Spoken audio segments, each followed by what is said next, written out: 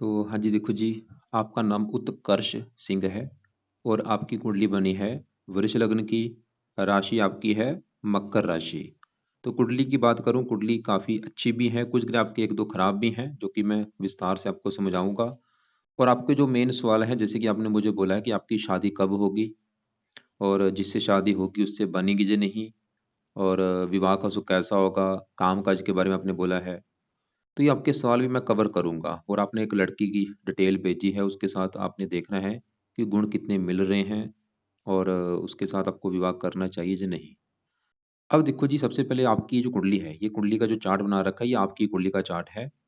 तो इससे सबसे पहले तो आपको मैं कुछ थोड़ी-सी बेस की जानकारी समझा देता हूँ।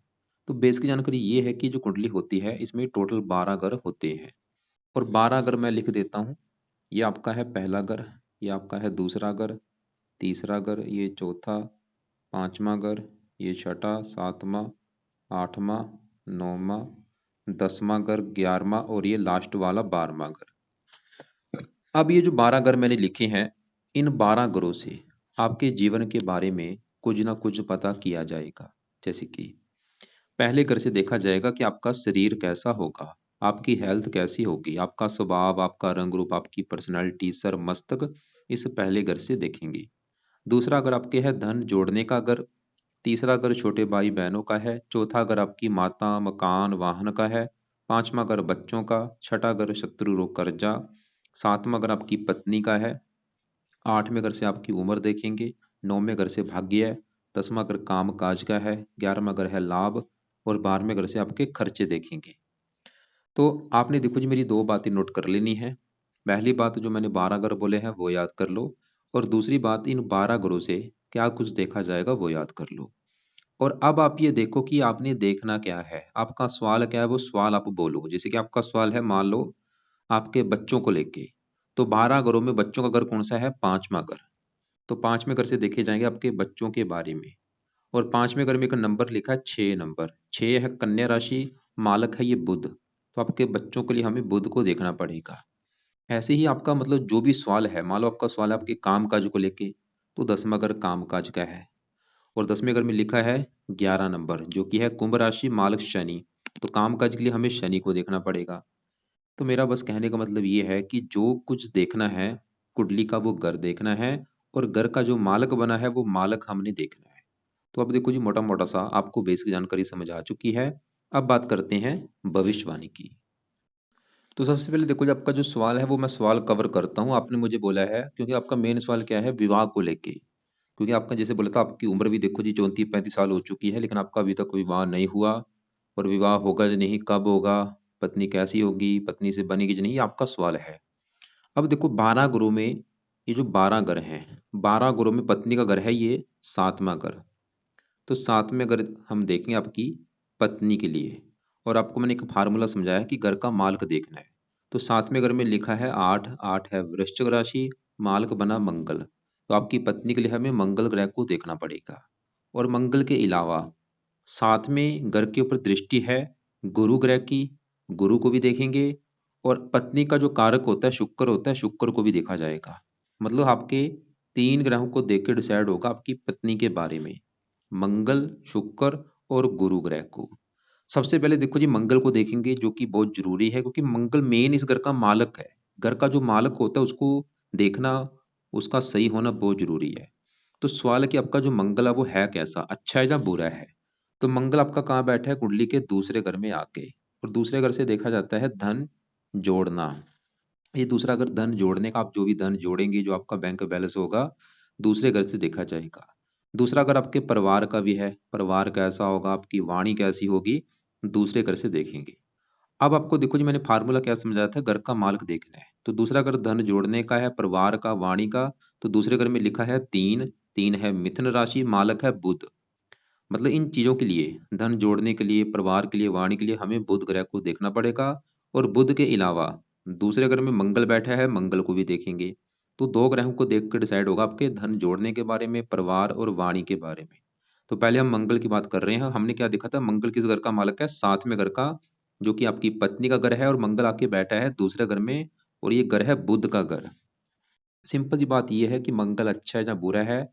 तो आपका जो मंगल है मुझे अच्छा नहीं लगा। मंगल आपका है खराब। यह है 2-3 कारणों से खराब। पहला कारण मंगल खराब होने का कि मंगल जहाँ बैठा है दूसरे घर में, धन के घर में, ये बुध का घर है और ये बुध को अपना दुश्मन मानता है। तो मंगल आपका एक तो दुश्मन के घर में जाके बैठा है। दूसरा कारण, मंगल किस घर का मालिक था? सातवें घर का। सातवें घर को पहला घर माने, देखो 1 2 3 4 5 6 7 और 8, मतलब सातवें घर से बैठा है आठवें घर में, मतलब अपने घर से आठवें घर में बैठने की वजह से मंगल खराब हो चुका है। दूसरा कारण ये। और तीसरा कारण मंगल खराब होने का, ये इस कुंडली में मार्किश भी है। तो मंगल 2-3 कारणों से आपका है खराब। अब सवाल है कि क्या खराब फल देगा? तो मंगल क्योंकि किस घर का मालिक है? पत्नी घर का। एक तो आपको पत्नी संबंधी खराब फल देगा। विवाह भंग योग बना है। विवाह भंग योग की वजह से क्या होगा? एक तो आपका जो विवाह है वो देरी से होगा, मंगल ये दिखा रहा है। और विवाह अगर आपका हो भी जाता है तो आपकी पत्नी से बनेगी नहीं। पत्नी से मनमुटाव, लड़ाई झगड़े आपके होते रहेंगे, मंगल ये दिखा रहा है। और ये जहाँ बैठा है दूसरे घर में, दुश्मन के घर में बैठा है, दूसरे घर की भी हानि कर रहा है कि आपका जो धन है वो खर्च होता रहेगा, आपकी धन की हानि होगी, आप धन जोड़ नहीं पाएंगे। और दूसरा घर परिवार का, आपको परिवार संबंधी भी दिक्कतें पैदा करेगा। दूसरा घर वाणी का, आपकी वाणी कठोर होगी, आपको क्रोधी बनाएगा, जिद्दी बनाएगा, गुस्से वाला बनाएगा। ये मंगल के बुरे फल आपको मिलेंगे। अब देखो जी, पेन कॉपी लेके लिख लो। उसमें क्या लिखो कि अगर आपके विवाह, अगर आपने मंगल ग्रह को सही कर लिया, फायदे क्या होंगे इन लिख लो। नीचे आंसर में लिख लो कि मंगल ग्रह को सही करने से सबसे बड़ा फायदा ये होगा कि आपके विवाह की जो दिक्कतें हैं वो दूर हो जाएंगी। आपका विवाह जल्दी से जल्दी हो जाएगा, क्योंकि विवाह में जो देरी हो रही वो कारण है मंगल। और मंगल को सही करने से एक तो विवाह जल्दी होगा, और पत्नी भी अच्छी मिलेगी, और पत्नी से भी अच्छी बनेगी। और आपके मंगल धन की भी हानि कर रहा है, वो धन की भी हानि नहीं होगी मंगल को सही करने से। मंगल को सही करने से आपको गुस्सा भी ज्यादा नहीं आएगा, आपकी परिवार से भी बनेगी अच्छी।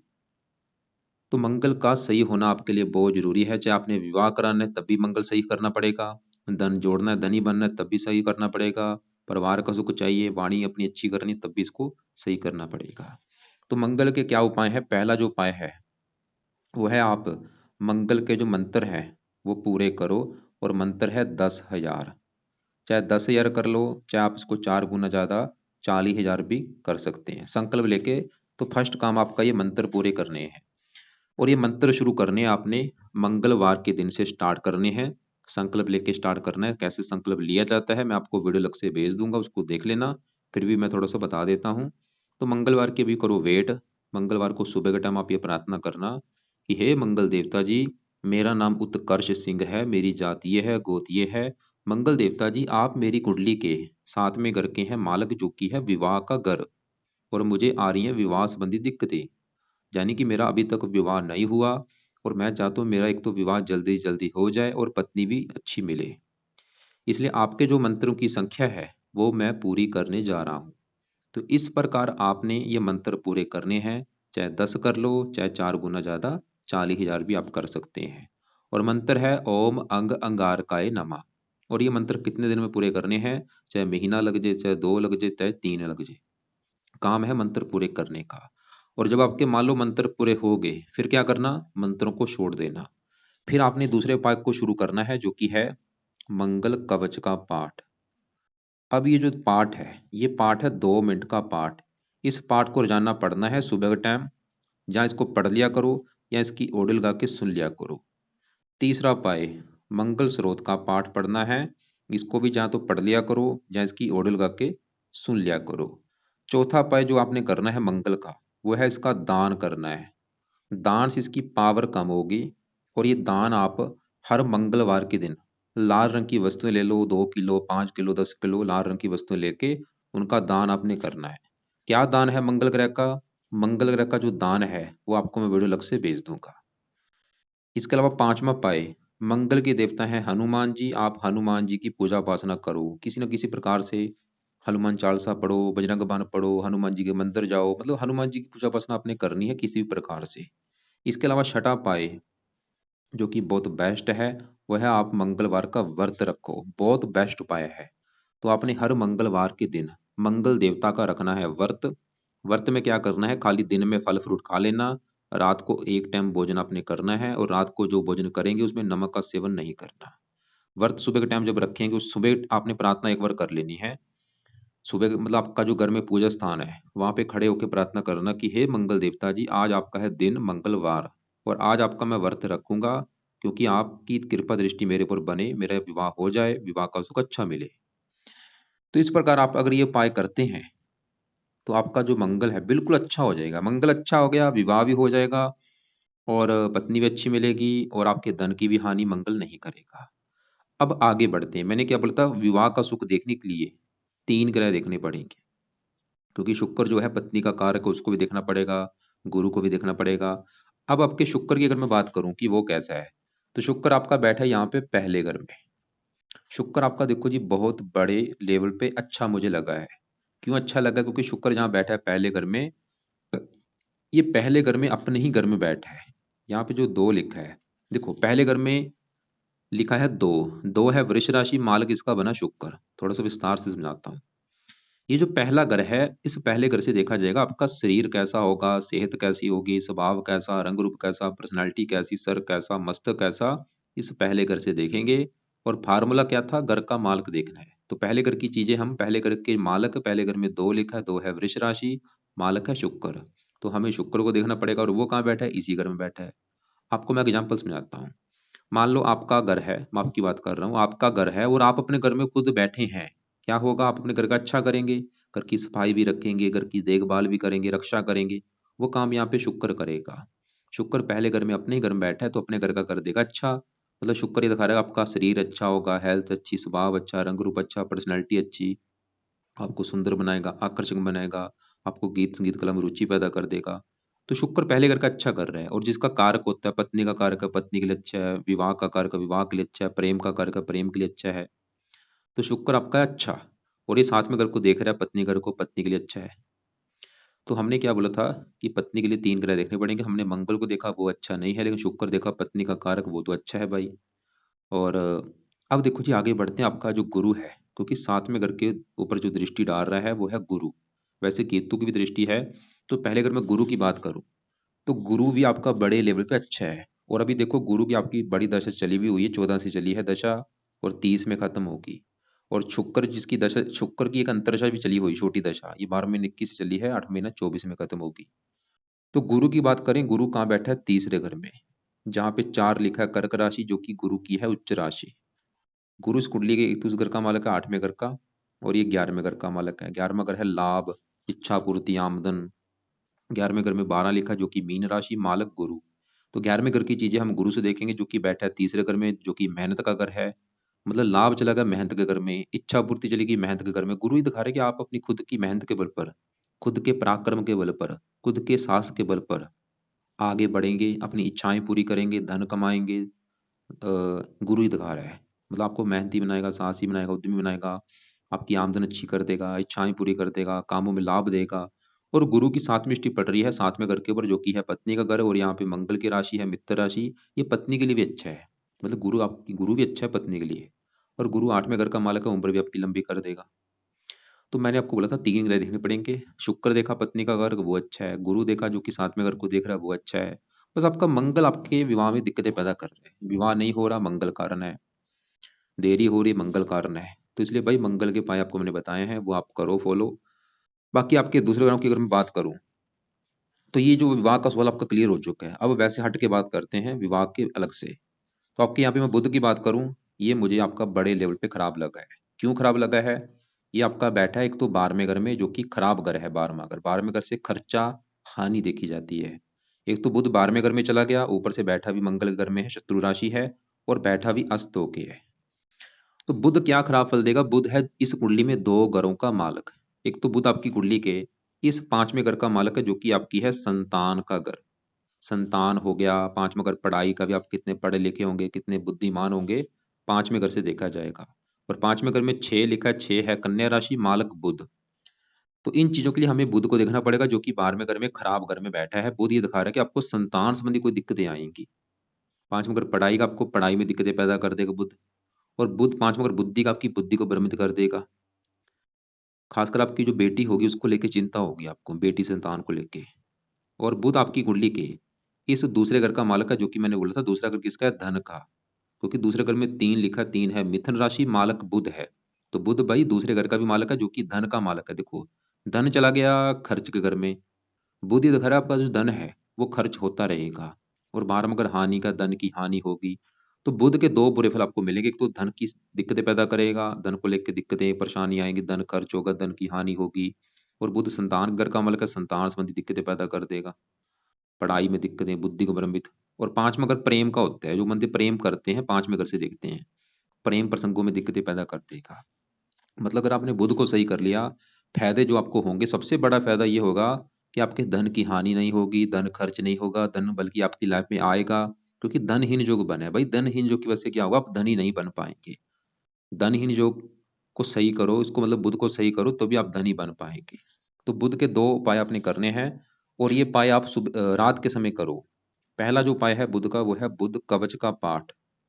रात के समय पढ़ लिया करो, या इसकी ऑडियो लगा के सुन लिया करो, जब पढ़ना है या इसको सुनना है रात के समय। दूसरा उपाय, बुध स्रोत का पाठ पढ़ो, या इसको भी सुन लिया करो। तीसरा उपाय, बुध के देवता हैं गणेश जी, तो आप गणेश जी की भी पूजा उपासना कर सकते हैं। गणेश जी का कोई पाठ कर लो, गणेश जी का मंत्र कर लो, क्योंकि आपके वैसे भी जो इष्ट देव हैं वो गणेश जी हैं। तो गणेश जी की पूजा उपासना जरूर किया करो। गणेश जी का जो मंत्र है ओम गणपति नमः, वो आप कर सकते हैं। अब आगे बढ़ते हैं। आपके यहाँ पे देखो जी, नौवें घर में राहु शनि चंद्रमा बैठे हैं। आपकी देखो जी कुंडली में मुझे दोष दिखा है। दोष ये है कि आपका यहाँ पे राहु है और यहाँ पे केतु है। तो आपकी कुंडली में बना है काल सर्प दोष। मतलब राहु केतु ये हिस्सा देखो इधर वाला पूरा खाली है, चौथा घर खाली, पांचवा घर, छठा, सातवां, आठवां, इन घर में कोई ग्रह नहीं बैठे, सभी ग्रह है उस साइड में। तो ये बना है काल सर्प दोष। और ये दोष जो बनता है, ये भी लाइफ में स्ट्रगल कराता है, दिक्कतें परेशानियां पैदा करता है, रुकावटें आती हैं, बंदा आगे नहीं बढ़ पाता। और राहु बैठा भी नौवें घर में। तो ये दोष को भी सही करो, इसके लिए आप क्या करो, केतु के लिए कुत्तों को रोटी डाला करो, और राहु का एक दान है सतनाजा, वो आप कर दिया करो। तो ये उपाय लिख लो, राहु का दान आपने करना है। सतनाजा जो होता है, ये 7 प्रकार के नाज पंछियों को डाल दिया करो। और ये दान आप चाहे तो रोजाना कर लो, या हफ्ते में 3-4 दिन कर दिया करो, या खाली शनिवार को जरूर किया करो। करते रहना दान, आपने छोड़ना नहीं। और एक और काम करना है, इस काल सर्प दोष को सही करने के लिए क्या करना है, शिव जी की पूजा उपासना भी आप करो। क्योंकि राहु शिव जी का भक्त है, तो शिव जी की पूजा उपासना से भी आपका ये दोष खत्म होगा। शिव जी के मंदिर जाओ, शिवलिंग पर जल चढ़ाओ, ये चीजें फॉलो करो। अब इसी घर में राहु के साथ शनि बैठा है। शनि आपका बहुत अच्छा है, क्योंकि शनि यहाँ पे नौवें घर में, अपने ही घर में बैठा है। नौवें घर में देखो 10 लिखा है, 10 मकर राशि, माल किसका, शनि है, जो कि यहीं पे बैठा है। शनि तो वैसे ये दिखा रहा है कि आपको भाग्यशाली बनाएगा, धार्मिक बनाएगा, परोपकारी बनाएगा। और शनि आपके 10वें घर का भी मालिक है, जहाँ पे 11 लिखा है। यह है कुंभ राशि, मालिक शनि। 10वां घर काम काज का, आपके काम काज के लिए अच्छा है। शनि आपका अच्छा है, ये काम काज के लिए अच्छा है, और आपके भाग्य के लिए अच्छा है। अब इसी घर में चंद्रमा बैठा है। चंद्रमा आपके तीसरे घर का मालक है, पराक्रम, मेहनत। यहाँ से अपने घर को देख रहा है, वैसे आपको पराक्रमी बनाएगा, मेहनती बनाएगा, ये भी ठीक ठाक आपका है। लेकिन थोड़ा सा पीड़ित है, क्योंकि साथ में शनि है, राहु है, ये ग्रहण दोष भी है और विष दोष भी है। तो चंद्रमा का एक उपाय है, आप चंद्रमा की भी जो देवता है शिव जी है, मतलब शिव जी की पूजा उपासना से आपके दो ग्रह अच्छे हो रहे हैं। एक तो चंद्रमा का ये जो दोष है ये भी खत्म होगा, और ये जो काल से दोष है ये भी खत्म होगा। तो शिव जी की पूजा उपासना जरूर ही करो। बाकी आपके यहाँ पे मैं सूर्य की बात करूं, ये 11वें घर में है, चौथे घर का मालक। चौथा घर है माता, मकान, वाहन का। ये आपको मकान वाहन का सुख दे देगा। तो आपकी देखो जी ग्रह अच्छे भी हैं, गुरु अच्छा है, शुक्र अच्छा है, शनि अच्छा है। और जो ग्रह आपके खराब है, ग्रह आपका खराब कौन सा, मंगल खराब है, बुध खराब है, बुध बहुत ही ज्यादा खराब है। तो अब आपका देखो जी जो सवाल है, मैं रिपीट करता हूँ, आपका सवाल क्या था कि विवाह मेरा कब होगा। ये बता पाना तो मुश्किल है, क्योंकि विवाह में देरी का कारण बना है, हो सकता है देरी ज्यादा हो, कम हो। तो मंगल अगर सही कर लिया आपने, क्या पता आपका महीने में विवाह हो जाए, 2 महीने में विवाह हो जाए, अगर आप इसको सही कर लिया। मतलब विवाह में जो दिक्कतें आ रही हैं, कारण है मंगल। बाकी आपकी अगर धन संबंधी दिक्कतें आ रही हैं, बड़ा कारण है बुध। तो बुध सही होगा तभी आप लाइफ में धनी बन पाएंगे, धन आप कमा पाएंगे। और बाकी जो दोष बना है काल सर्प दोष, इसके लिए मैंने बोला है केतु का दान, कुत्तों को रोटी डाला करो रोजाना, राहु के लिए सतनाजे का दान किया करो। और एक आपके जीवन के ऊपर चल रही है शनि की साढ़े सती। और ये साढ़े सती भी लाइफ में दिक्कतें पैदा करती है, दिक्कतें आती हैं, रुकावटें आती हैं, स्ट्रगल, चिंता, भाग दौड़, इन चीज़ों का सामना करना पड़ता है। ये पिछले 6 साल हो चुके हैं चली हुई है, फिलहाल 1.5 साल की पड़ी है, अगले साल में खत्म हो जाएगी जून में। तो साढ़े सती अभी 1.5 साल की पड़ी, तो तब तक क्या करो, हर शनिवार को शनि मंदिर माथा टेकने जाना है, और वहां पे प्रार्थना करके आनी है कि शनि देवता जी आपकी जो साढ़े सती चली है, उसका बुरा फल मुझे ना मिले। ये भी आप लिख लो उपाय, करना ही करना है कि शनि मंदिर जाना ही जाना है हर शनिवार को, और वहां पे ये रिक्वेस्ट करनी है कि आपकी साढ़े सती का बुरा फल मुझे ना मिले। तो चीजें जो मैंने बोली हैं भाई, अपनी पेन कापी लेके लिख के रख लेना। क्या क्या बोला है, जैसे शिव जी पूजा उपासना बोली है, ये जो भी चीजें, खाली ये मत देखना कि वीडियो देख ली काम चल जाएगा, लिख के अपने पास रख लेना। आपको स्पष्ट दिखना चाहिए कि करना क्या है, क्या पाठ बोला है मैंने, क्या मंत्र बोला है। क्योंकि ये जो चीजें मैंने बताई हैं इस वीडियो को बनाने से पहले 1 घंटा पहले मैं सोचता हूँ कि आपको बताना क्या है, क्या पाठ बोलना है, कुल मन सब ये मैं सोच रहा हूँ कि वैसे ही मैं अब चीजें बता रहा हूँ। अब बात करते हैं आपकी जो लड़की की आपने जो डिटेल भेजी है उसकी अगर मैं बात करूं, क्योंकि विवाह के लिए सातवां घर देखना पड़ता है। अब ये लड़की कुंडली है, इसका ये जो सातवां घर है इसको देखना पड़ेगा विवाह के लिए। जैसे क्योंकि सातवां घर आपकी पत्नी का है, ऐसे ही सातवां घर इसके पति का है लड़की के। तो सातवें घर में लिखा है 8, 8 है वृश्चिक राशि, मालक है मंगल।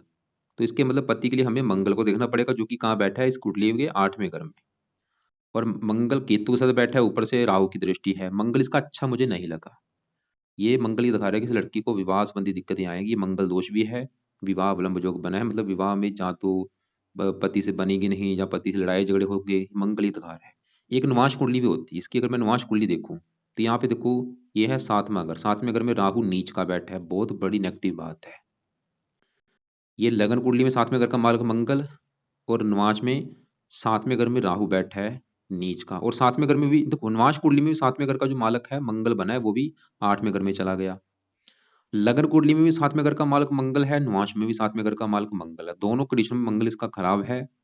और सातवें घर में इसके नुआश कुंडली में राहु नीच का बैठ है। और ये जो लगन कुंडली है, लगन कुंडली में साथ में इसकी जो लगन कुंडली, जैसे आपके ऊपर दशा किसकी अभी है, गुरु की। इस लड़की के जीवन के ऊपर अभी दशा किसकी है, राहु ग्रह की। मतलब अगर आप इस लड़की से विवाह करते हैं तो लड़की को देखो जी आपने क्या करवाना है, इसके भी जो मंगल की वजह से इसकी दिक्कतें आएंगी मैरिज लाइफ में। मतलब इसका विवाह अगर होता है तो इसकी पति से बनेगी नहीं, पति से लड़ाई झगड़े होंगे, कुंडली ये दिखा रही है। और ये पति से लड़ाई झगड़े होने के कौन से कारण है, बड़ा कारण है मंगल, क्योंकि वो सातवें घर का मालक है। और दूसरा कारण है सातवें घर में राहु का बैठना नवाश कुंडली में। तो दो कारण है, राहु और मंगल। तो इस लड़की के जो उपाय हैं, इस लड़की को आप बोलना, मान लो जब इसका आपके साथ विवाह हो जाता है, एक तो इसको बोलो कि भाई मंगल के उपाय में से मंगल का, मंगल कवच स्रोत का पाठ इसने भी पढ़ना है, और मंगल का दान कर दिया करे। जो आपके उपाय हैं सेम वही उसके भी यही उपाय हैं कि मंगल के मंत्र पूरे कर ले एक बार, मंगल कवच स्रोत का पाठ किया करे, मंगल का दान किया करे, मंगलवार का व्रत रखे, मंगला गौरी का व्रत रख सकती है, ये चीजें वो फॉलो करे। और राहु के लिए इस लड़की ने क्या करना है, राहु का दान सतनाजा करना है, और रात के समय राहु कवच और स्रोत का पाठ पढ़ा करे। अगर दोनों की मैं गुण की बात करूं, दोनों कुंडलियों में 36 में से 20 गुण मिल रहे हैं। गुण वैसे सही हैं, लेकिन आप लड़के कुंडली में मंगल दोष नहीं है, लड़की कुंडली में मंगल दोष है। और बाकी ये मंगल दोष दोनों में होना वह जरूरी है। लेकिन फिर भी मतलब अगर आप विवाह करते हैं, मैं ये नहीं बोलूंगा विवाह मत करो, कर लो। योग वैसे प्रेम विवाह के भी हैं दोनों कुंडलियों में। लेकिन फिर भी देखो जी, दोनों को उपाय करने पड़ेंगे। दोनों के उपाय क्या हैं, आपके भी मंगल के उपाय हैं लड़के की कुंडली में, और लड़की की भी कुंडली में मंगल के उपाय करने जरूरी है। और उसकी राहु की दशा भी है, राहु के उपाय भी जरूरी है। तो जो भी चीजें मैं बता रहा हूँ लिख के अपने पास रख लेना। बाकी फिर भी आपके जो कोई सवाल हुए, कोई बात समझ ना लगी हो, तो आप मुझे दोपहर को 1-2 के बीच में कॉल कर लेना, चाहे शाम 6-7 के बीच में कॉल कर लेना। तो ये है भाई आपकी कुंडली का फलादेश। और बाकी देखो जी, फिर भी आपके जो सवाल हुए कॉल करके मुझे पूछ लेना। बाकी आपकी दशा तो अच्छी चल रही है, गुरु की दशा है बड़ी, वो अच्छा है। लेकिन लड़की की दशा राहु की है, वो उसका अच्छा नहीं है थोड़ा सा। लग्न कुंडली में तो उच्च का है, लेकिन निवास में उसका नीच का बैठा है।